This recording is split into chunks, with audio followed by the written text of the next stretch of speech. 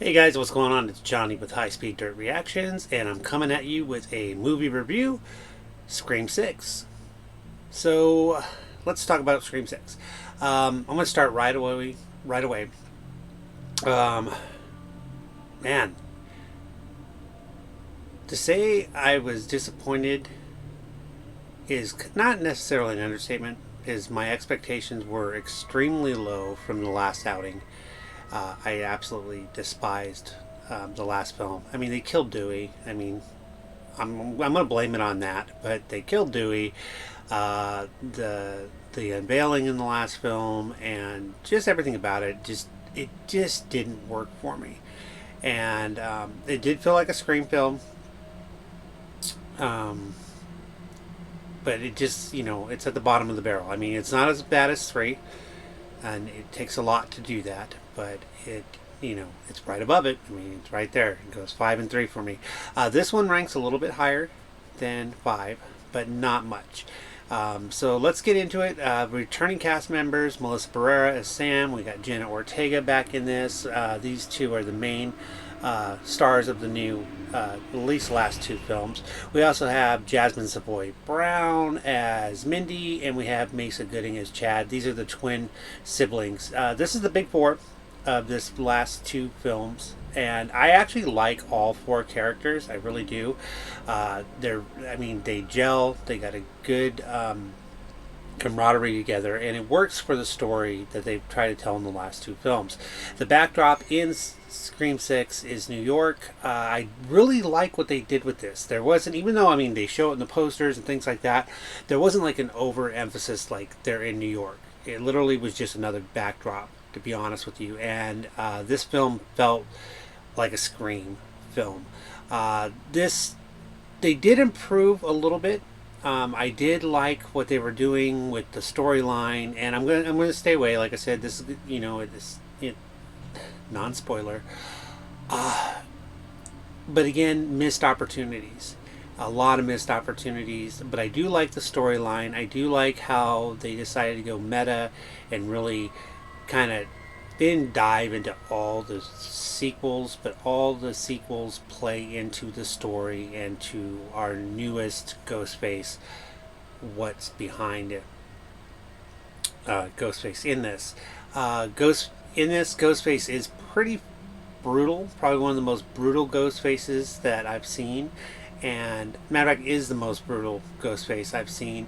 The gore is ramped up, everything's ramped up, and it kind of plays into the storyline. I mean, they kind of tell you there's parts in this where they kind of rehash, they go meta, they go back to the well of explaining what the rules of horror films are, and the movie itself falls into the rules of what the horror story, horror films are, and especially slashers in particular.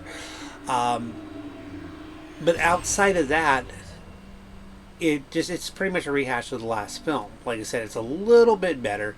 Uh, there's a lot of cringe in this one. A lot. There's a lot. When I'm sitting in, I rate films when I'm in a movie theater by how many times I roll my eyes, and I rolled my eyes probably 20 times in this film, mainly with dialogue. That was the big problem for me. The dialogue falls flat in scenes that were meant to be haha funny, tongue in cheek. It's now old hat. It's old hat to the point that it's complete cringe, and hence the eye rolling. And that happens a lot in this movie.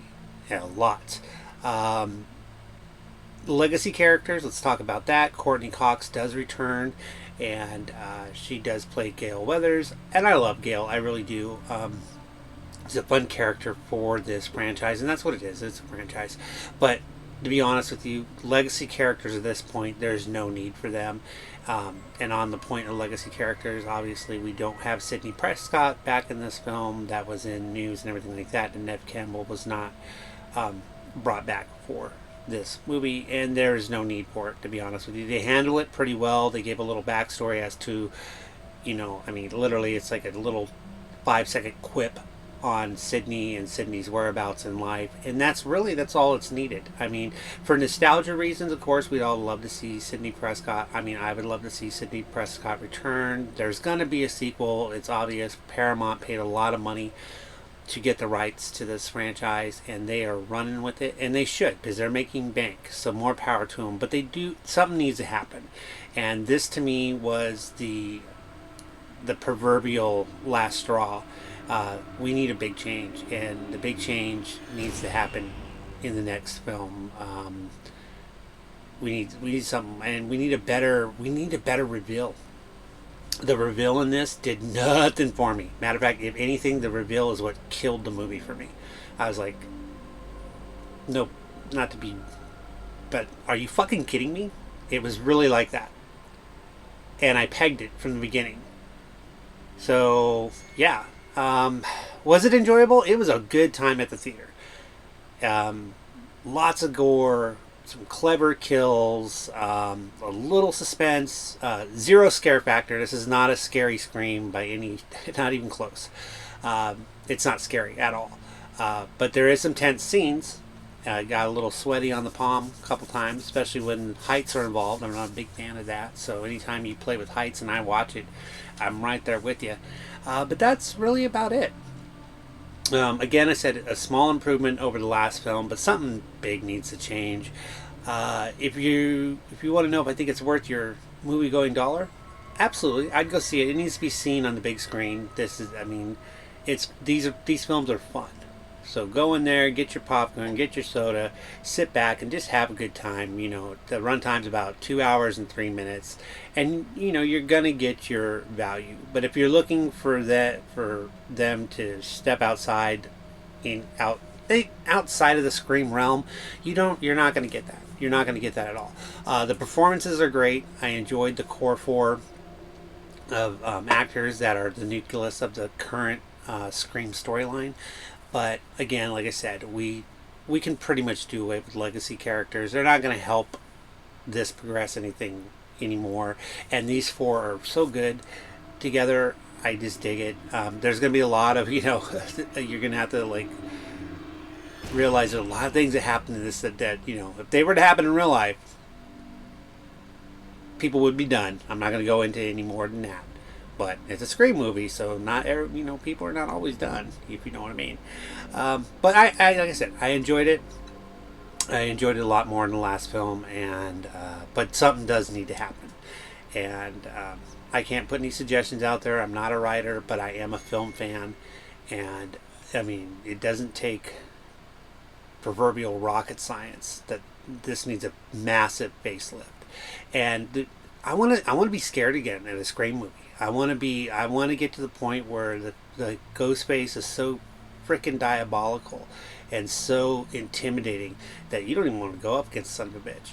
But that would be Scream on steroids, and that's just something that I would enjoy, but not everybody would enjoy. So we're tailing to the overall global market, and I get that. I say, hey, stick with the core group of people. I like it. We need to beef it up a little bit. I like the gore. I did. I like the gore. I love it when they get really clever with the scenes. But the Scooby-Doo reveal needs to be... We need to be so fucking shocked that we're just like, son of a bitch. That's what we need. I mean, I literally want to have that son of a bitch moment like, I did not see that coming. I want a left hook that just locks me on my ass. And that is where they need to go. Would I recommend going to see this? Absolutely. Go see it, guys. I mean, it's a fun time at the theater. And that's all there is to it. So, till next time, I'll see you all soon. If you like what I'm doing, please like, subscribe, click the bell down below to get notifications of any videos that I drop in the future. And I'll see you guys soon. Bye.